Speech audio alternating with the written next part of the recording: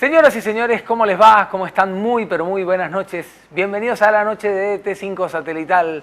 Bienvenidos a la última hora de este día aquí en el Canal Federal. Bienvenidos a la Luna. Bienvenidos a esta propuesta que tenemos todas las noches de lunes a viernes de poder compartir un muy buen rato con gente amiga y de recuperar el valor de la palabra, de la charla, de la conversación, de poder hablar de distintos temas con protagonistas que quizás no necesariamente a lo largo de este espacio nos cuenten y nos hablen de cosas que están muy vinculadas a ellos. Lo cierto es que en tiempos en que el diálogo no necesariamente se da como para que uno preste el oído y no tenga algo para contestarle, casi le diría, y retrucarle al otro, tratamos de hacer todo lo contrario en esta hora, con mucho respeto hacia ustedes principalmente, los invitados y quien les habla. Tratamos de construir un momento para que la conversación casi espontánea se dé. Y tratando de quedarnos con las mejores palabras, las mejores frases y las mejores imágenes. Mire, hoy vamos a tener imágenes sobre el final y un fenómeno que se sigue dando. Pero vamos a arrancar con muchas palabras de alguien que es protagonista de la grilla de este canal, que está en otro espacio, en otro canal también, y que además está en las radios y que además cuenta tantas cosas porque es un protagonista de la información. Pero recién me decía también que como viene de otro mundo, el protagonismo siempre está presente. Cerca de la gente está el señor Julián Saucedo, que está con nosotros. Juli, ¿cómo le va? ¿Qué dice? ¿Cómo anda? ¿Cómo estás? Está, Dani? Muchas gracias. Muy bien.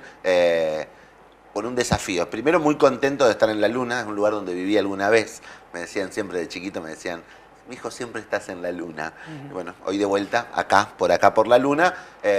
Preocupado, porque no es lo mismo preguntar que responder, pero dispuesto a pasar un momento de charla. ¿Por qué de chico y por qué uno va perdiendo ese poder mágico poder de estar habitando espacios lunáticos? Y es difícil porque uno va como adquiriendo responsabilidades y el deber ser de a poco se apodera de a uno. Y entonces de chico te dicen no estés en la Luna, pero también te dicen no estés en la Luna. Primero que te lo prohíben y segundo que te van llenando como de tareas, de cosas, te depositan expectativas y uno va tratando de sortear todo eso y a veces nos olvidamos de jugar. Y eso es algo que hay que tratar de no olvidarse. Igual yo con este bigote no parece que juegue tanto, aunque cuando hacía teatro aprendí que siempre, para liberar tensiones, lo mejor es distraerse con algún juego, alguna rutina o alguna cosa lúdica en lo cotidiano. ¿Cuántas de esas lunas quedan en vos? Quedan algunas, más que tienen que ver con la nostalgia que con mi vivir planificado. Mi vivir planificado por ahí está más en la Tierra. En la Luna quedaron algunos sueños, algunas cosas que alguna vez van a pasar, pero no queda mucho. Sí para el goce de la nostalgia bien entendida, pero no en la proyección. Creo que está bueno también estar en la Tierra. Pero tenés herederos. Tengo herederos, sí. ¿Y a ellos qué le decís? ¿Es mejor en la Tierra, chicos? ¿O te encargás de ocupar las palabras que ocuparon con vos? ¿O les decís, miren, aprovechen porque no hay tantos años de Luna? Qué desafío. Vos sabés que ahí tengo una dicotomía. Yo tengo una hija del corazón, que es Jazmín, y que no le gusta estar en la Luna. Prefiere más ir sobre la Tierra. Es como más racional. Así que generalmente trato como de apuntalarla para que se dé cuenta que en la Luna también hay cosas interesantes. Y que uno jugando puede aprender y que no todo es tan rígido. Y eso es un desafío. Porque la naturaleza de cada uno te lleva a la Luna o a la Tierra todo el tiempo.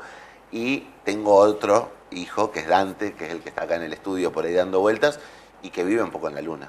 Y que todo el tiempo va con la fantasía. Y con él tengo el desafío de poder hacerlo entender que hay cosas importantes también, pero en la Luna, pero que también en la Tierra está lo cotidiano, lo que uno termina aferrándose, porque en la Tierra está la familia.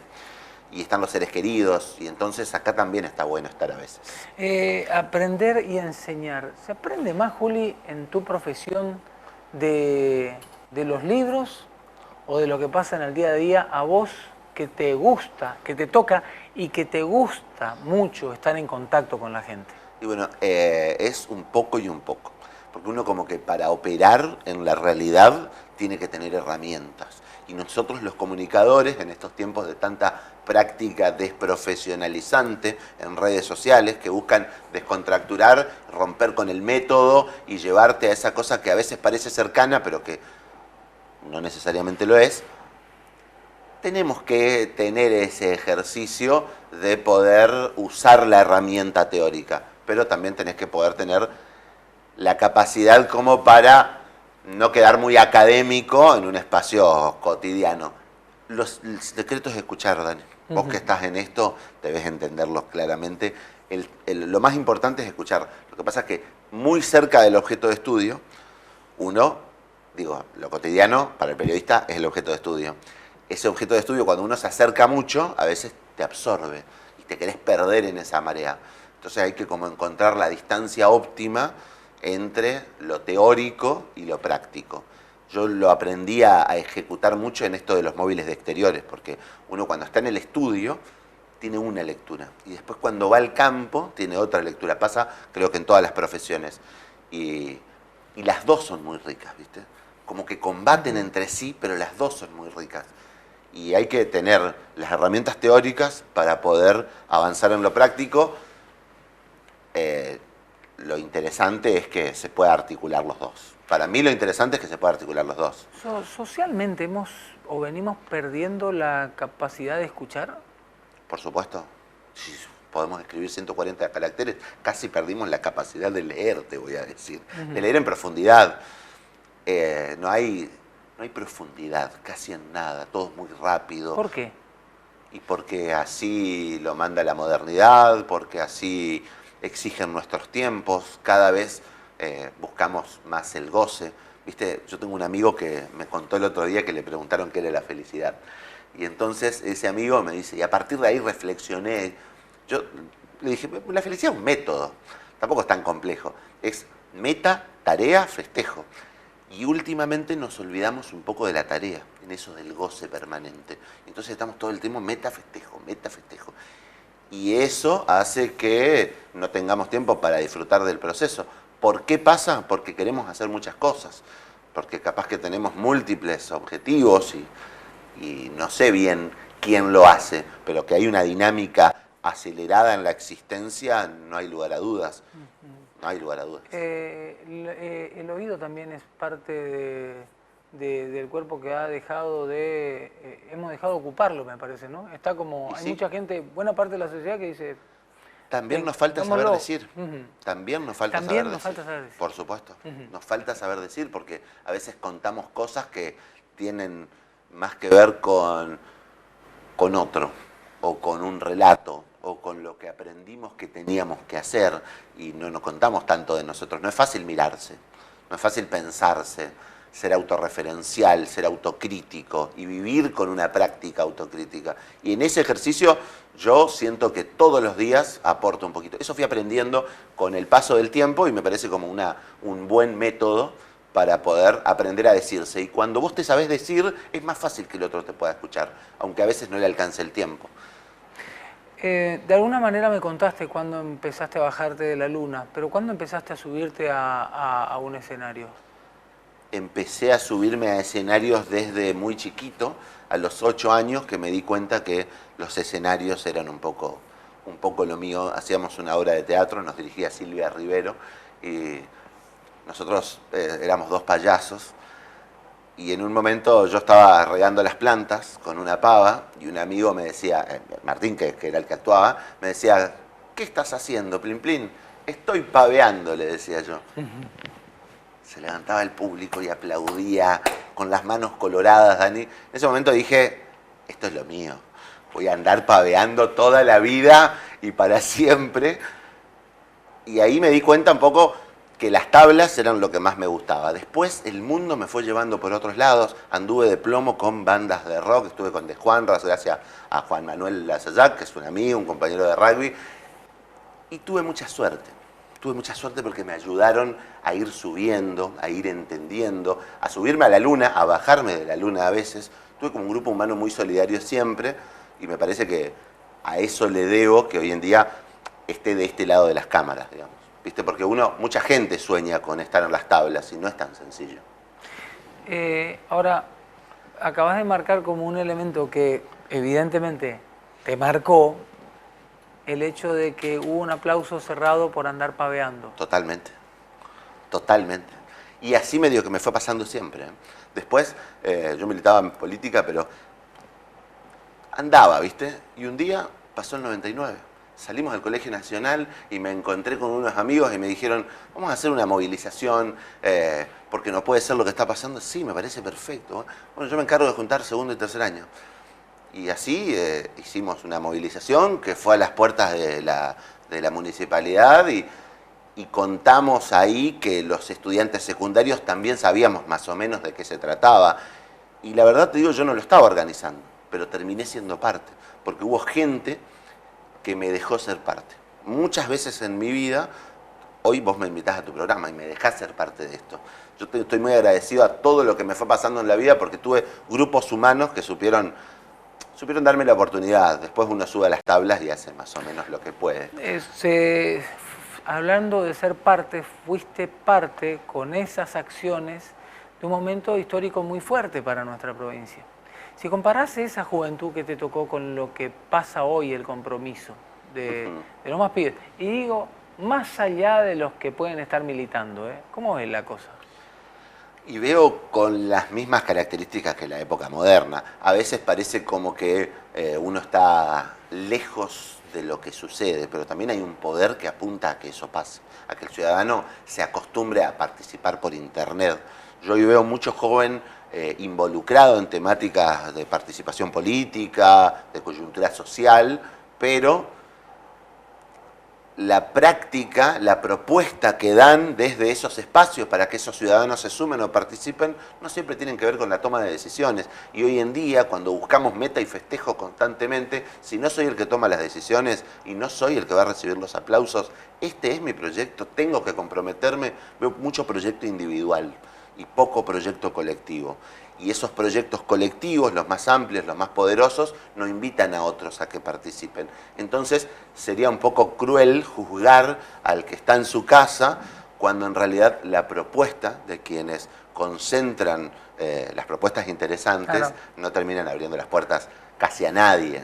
Pero, Juli, pasa... Eso es el conservadurismo claro, y es una característica, voy a decir algo odioso, principal de la provincia de Corrientes.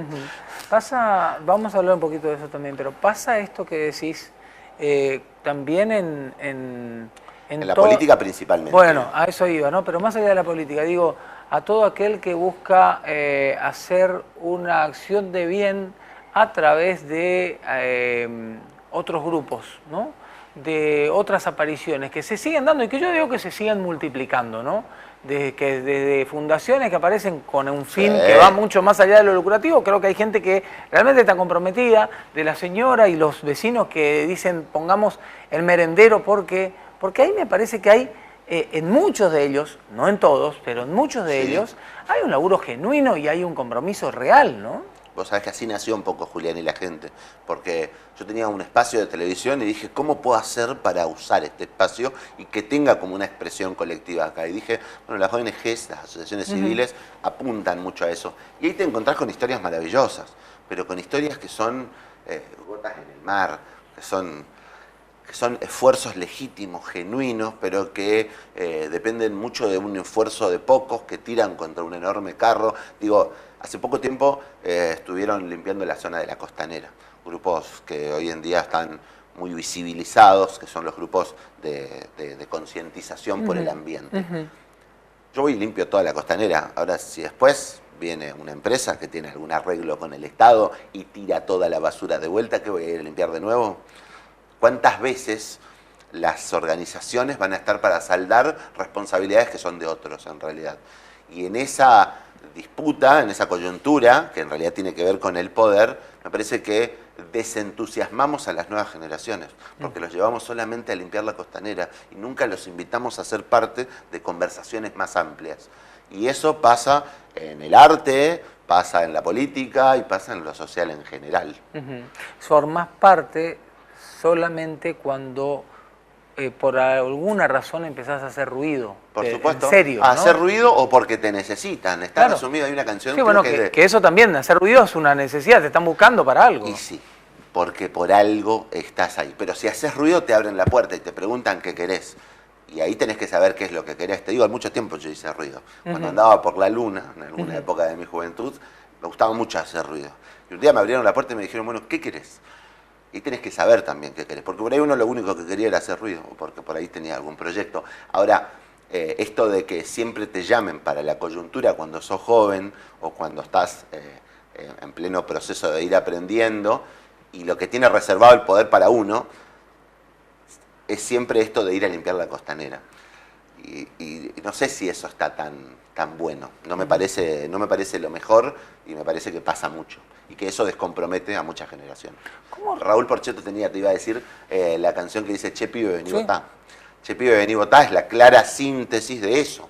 Digo, para las elecciones, para algunos momentos, sí convocamos a las organizaciones sociales, a las ONG, a las fundaciones, pero en general no las hacemos partícipe, a pesar del conocimiento y la legitimidad que tienen.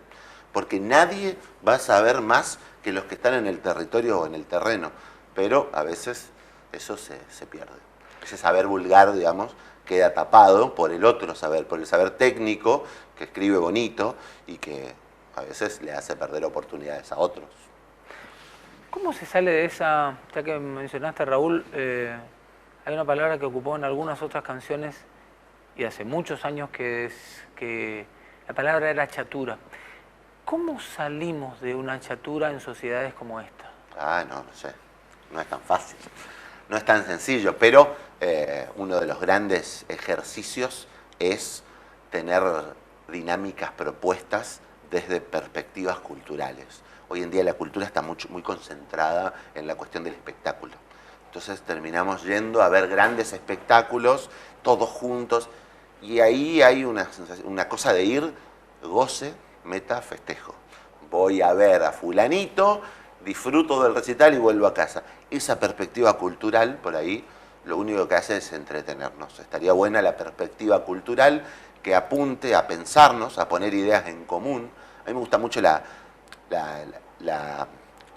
analogía esta de la parada de colectivo, donde hay un grupo, ¿viste? Porque dicen la Argentina, que ni siquiera es una consolidación grupal, es muy amplia, pero tenemos que desarrollar el pensamiento crítico, pero primero tenemos que poner ideas en común. Uno ve un colectivo, una parada de colectivo, hay una cantidad de gente donde están todos juntos, van a lugares similares, en el mismo vehículo, pero no se hablan entre ellos, no tienen puestas en común sus necesidades grupales. Y eso nos pasa mucho como comunidad. Yo creo que para poder romper con esa cosa que nos aísla todo el tiempo, estaría bueno propuestas que inviten a ver qué es lo que queremos hacer, quiénes somos nosotros, porque esto de que nuestra identidad está puesta en el guaraní y en el chamamé en el último tiempo está muy bueno, pero en Capital todavía existe mucha resistencia y acá hubieron decretos para borrar cuestiones que tenían que ver con lo indígena. Entonces tenemos que como ir limpiando todo eso y ver quiénes somos y hacia dónde queremos ir. No es nada fácil. Pues sabes que yo con esto que acabas de mencionar, el guaraní, el iberá, también tengo como un pequeño temor desde el otro lado que no nos vayamos al carajo con tanto marketing de... ¿Viste? ¿Me entendés? De que Por supuesto. No solamente no nos dediquemos exclusivamente a vender y por vender dejemos de fabricar el buen producto, digamos. Por supuesto. Y de transmitírselo a las nuevas Sí. generaciones. Que no todos son 140 caracteres y que el guaraní puede ser algo más que un eslogan, sino un idioma que tiene formas de sentir y características culturales y sociales que están intrínsecas en nosotros. Que somos como somos por todo lo que pasó en esta tierra, digamos. Poder aprender todo eso me parece fundamental. Poco sabemos de Corrientes. Yo empecé a trabajar ahora en Radio LT7, puedo decir, sí, no está bueno decirlo en promedio, pero empecé a conocer el interior de la provincia. Y cuando conoces el interior de la provincia, parece que te cambian la cabeza. Uno entiende que no todo es capital, que el interior tiene mucho por dar y que tiene otra dinámica social más genuina, incluso distinta, muy distinta, muy trabajadora, muy distinta, con muchas dificultades, y ahí aprendés que hay mucho más por hacer, pero que hay un terreno muy fértil, que hay un espacio muy, muy interesante de gente que quiere salir adelante. No es tan sencillo, pero tenemos la materia prima, que es lo más importante. Me fui a conocer pueblos del interior, constantemente uno escucha historias de lo que no fue, digamos. Y en ese proceso, poder recuperar la memoria de esos pueblos que no fueron y que tienen ganas de ser, me parece un desafío tan interesante, pero tan poco visto por quienes conducen la cosa, que hasta me da miedo a veces. ¿Qué no fuiste todavía, Julián? Que no fui un triunfador. Nunca fui un triunfador. Siempre mi profesor de psicología social me decía que yo tengo el estigma del chivo expiatorio. Entonces, siempre tuve un discurso que gusta a mucha gente, pero nunca fui el que era aplaudido por todos. De hecho, en la obra esta en la que yo estaba paveando, no era el protagonista. Yo era el otro. Yo era el payaso que acompañaba al protagonista.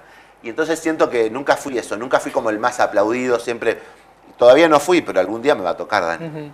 Pero ¿no está bueno también ocupar ese espacio? Y está bueno. Porque siempre. el payaso no puede decir tal cosa si no hay un remate de alguien que esté paveando, ¿eh? Por supuesto, y acepto ese rol, aunque uno siempre trabaja en función de ser el triunfador, de ser el protagonista. No siempre todos pueden ser los protagonistas, pero a pesar de que fui partícipe, muchas veces nunca me sentí el protagonista. Eso también está bueno, porque te da otro vínculo con las bases, diría un amigo, pero también, si vos me preguntás qué no fuiste, nunca fui el tipo 10 de la clase. Nunca fui el tipo 10 de la clase. Pero fui el tipo 8. Está bien. Tipo 8, interesante ese 8. Pero 8 al fin. En todo esto, digo, aparecen un montón de cosas, Juli, que son interesantes de lo que tiene que ver con tu pasado, tu presente y parte de tu futuro. Pero y cuando mirás a los que te están heredando, ¿qué ves? ¿Qué te asusta? ¿Qué te alienta? Me alienta que son jóvenes y que tienen mucho por delante, y me asusta mucho que no poder ver, ¿viste? Eso últimamente, ahora que estoy más grande, que ya tengo algunos kilos de más y que me creció el bigote, pienso qué terrible debe ser no poder estar cuando Jazmín se reciba de ingeniera. O qué terrible puede llegar a ser no estar cuando Dante esté en el Nacional cantando como canté yo alguna vez. O que no sé, esas cosas, no estar, perderme, todo eso es algo que me da como mucho miedo de que no suceda alguna vez. Y después también me da mucha alegría haber cosechado lo que coseché. Digo, no sé si alguna vez yo, mientras estaba en la Luna o en esos viajes a la Tierra, me planteaba la idea de tener una familia y de tener una vida como la que terminé teniendo, ¿viste? En un momento de mi vida yo viajaba mucho de mochila. Y me fui a ver a Las Redondas, me fui a ver a Los Piojos, y a dedo. Y ahí aprendés muchas cosas, hablás con mucha gente. Y te das cuenta dónde estás parado, ¿viste? Porque hay muchas lunas, hay muchas tierras, hay muchas vidas. Y ahí uno intercambia cosas con gente y ahí son todos iguales. ¿Viste? En la ruta todos son iguales, salvo el que tiene un paquete de galletitas, por ahí tiene algo más de poder, pero en general... Entonces nunca me había planteado, siempre me planteé la vida muy solitaria, muy de proyecto individual. Y ahora que tengo la familia, la verdad, siento que valió la pena todo ese camino recorrido, pero que me gusta mucho cómo estoy en la tierra, lo que tengo a mi alrededor. ¿Lo peor que tiene Julián es? Lo peor que tiene Julián es su idea de que las cosas se van a ir amoldando. Me cuesta mucho la estructura. Entonces cuando tengo estructuras que me atrapan, invento una nueva estructura. Y todo el tiempo trato de que las cosas se amolden a mí, y eso está bueno a veces, pero a veces no tanto. Lo mejor que tiene Julián es... Y lo mejor que tiene Julián es su compromiso con las cosas. Jamás te va a hacer algo de mala leche. Por ahí, si lo hizo es porque cree que es lo mejor, pero siempre con buena predisposición y mucho compromiso. Pero tampoco la pavada. Sí, bueno, no sé, mirá que yo me hundo, ¿eh? Por la pava, digo, ¿no? Ah, tampoco esto es andar paveando, por supuesto, totalmente. Juli, ha sido un placer enorme, ¿eh? Un gusto, Dani, espero haber estado a la altura de las circunstancias, se han sentado grandes personalidades de la provincia acá. No, yo creo que está bueno, en serio, poder charlar y darnos un tiempo para conversar, que no es poca cosa. No, no es poca cosa, Sí. muchas gracias a vos. Seguimos, hasta la medianoche, continuamos en la luna. ¿Algún otro lunático anda dando vueltas por ahí y ya viene a compartir sus palabras con nosotros?